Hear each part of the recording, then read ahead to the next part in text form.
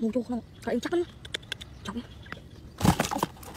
Anh rút nha, còn không có dài nhưng mà luôn xí xớ lắm, chót cái ăn cà gai đây, thật được quá, rồi mùa rau mùa mùi bị bội buồn, nếu vậy là lại bằng cái mình cạo ra đâu mà sao, wow, quả đấy chưa mua, sao bị xa xa nữa,